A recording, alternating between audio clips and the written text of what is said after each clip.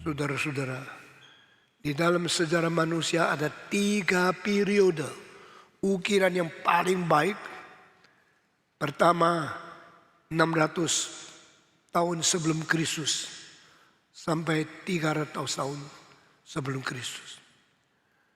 Kecantikan, keindahan ukiran yang paling besar, paling agung dinyatakan di Gerika. Sebelumnya tidak ada ukiran yang bagus. Sesudahnya tidak ada ukiran sebagus itu. Sesudah itu musnahlah periode pertama. The most glorious time of the great sculpture of human art was in the 6th to 3rd century before Christ. Pada 4-6 abad sebelum Kristus, pengukir pemahat yang terbesar di dunia namanya ada Phidias, P-H-I-D-I-A-S. Phidias mengukir semua patung yang paling indah di atas kuil daripada Parthenon di atas Areopagus. Areopagus itu berarti kota di gunung. Di atas satu bukit dibikin satu kota untuk berbakti kepada dewa. Itu tempatnya di Athena, namanya Areopagus dan Akropolis. Akropolis, polis itu kota. Akropolis berarti satu kota pembela daripada kota Athena. Di situ ada tempat itu. Dan ukiran yang di atas itu indah luar biasa. Sekarang ukirannya tidak ada di Gerika, tapi semua sudah dicopot, dipindah ke London. Itu namanya British Museum, Elgin Marbles. Itu yang ukir ada Phidias, tapi yang ambil daripada Turki dipindahkan ke Inggris adalah Lord Elgin, E-L-G-I-N. Dan ini sekarang saya tahun 69 mengunjungi akan kota Berlin. Tahun 74 saya mengunjungi akan kota-kota di Athena, dan 3 hari kemudian saya terbang ke London melihat Marble Elgin yang berada di British Museum. Kalau bisa ditemukan, coba dikasih lihat ukiran-ukiran yang indah itu. Marble Elgin, ada Elgin Marble yang berada di British Museum. Kalau bisa kita lihat sebentar. Itu ukiran manusia, cara duduknya, mukanya, posturnya, matanya, tangannya, pakaiannya. Indahnya luar biasa. Itu yang ukir namanya Phidias. Beberapa ratus tahun kemudian, orang kedua yang terbesar dia mengukir itu Praxiteles. Kalau bisa menemukan apa yang diukir, coba ditunjukkan lagi. Ini semua bukan omong kosong, ini semua terjadi dalam sejarah. Dan Tuhan melihat mereka berbakti kepada dewa. Mereka tidak menyembah Tuhan yang sejati, menyembah kepada setan. Maka di takhta iblis engkau menempatkan dirimu. Saudara-saudara, ukiran itu bagus, lukisan itu indah. Tetapi jangan dipakai untuk berbakti kepada setan.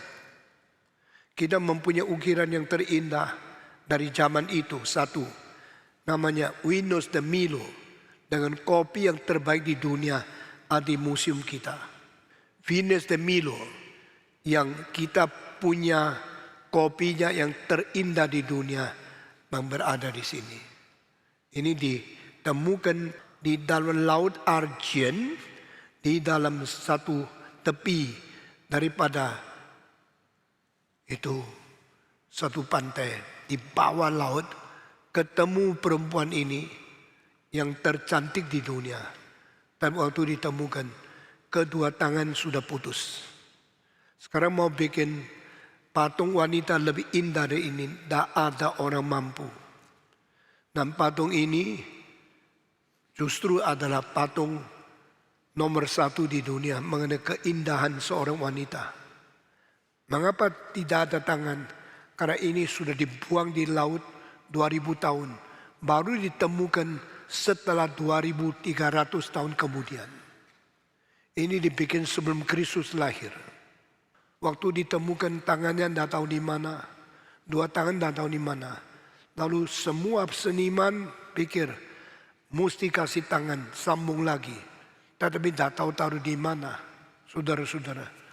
Akhirnya mereka berusaha membayangkan tangannya mungkin begini, atau begini, atau begini. Akhirnya semua kurang cocok. Setelah 2-30 tahun, seniman semua akor, lebih baik tidak usah tangan. Biar seperti ini saja, sudah cukup indah. Nah ini dua yang terkenal di dunia. Itu periode pertama daripada pembahatan. Periode pertama 6-3 abad sebelum Kristus. Periode kedua abad ke-15 sesudah Kristus. Periode ketiga abad 8-11 sesudah Kristus. Periode keempat cuma sisa satu orang, namanya Rodin di Perancis. Nah saudara-saudara, periode kedua ukiran yang paling penting adalah Michelangelo punya David. Sekarang ada di Italia, di Florence. David yang pegang itu sesuatu, itu apa itu pelemparan batu dan sedang menanti mau membunuh Goliat. Itu disebut ukiran terindah di sepanjang sejarah. Ini adalah ukiran di dalam periode kedua. Periode ketiga ada neoklasisisme yang disebut daripada Canova. Yang penting ada beberapa. Yang satu adalah Psyche and Cupido, yaitu seperti malaikat lagi turun ke dunia mencium seorang wanita yang cantik. Sesuai itu dia tidak boleh kembali ke surga. Itu dari Canova, orang Italia. Dan juga ada yang lain yang sekarang kita tidak ada waktu satu persatu perkenalkan. Dan periode keempat di dalam abad ke-20 yang mengukir namanya Rodin, yang taruh tangan di bawah dagu, lalu kakinya diangkat dan dia berada di situ sedang berpikir menjadi thinker. Nah ini periode keempat terakhir abad ke-20. Ini adalah semua ukiran yang paling indah di dalam sejarah. Nah saudara-saudara, kalau ada kemungkinan saya mengharap kita bisa mempunyai kopi-kopinya, taruh di museum. Kita menikmati apa itu keindahan, apa itu seni, apa itu musik, menjadi manusia yang tidak dangkal. Nah ini semua cerita mitos, bukan Alkitab, tapi mempunyai keindahan yang sangat tinggi, menjadi incaran dari semua museum tertinggi di dunia.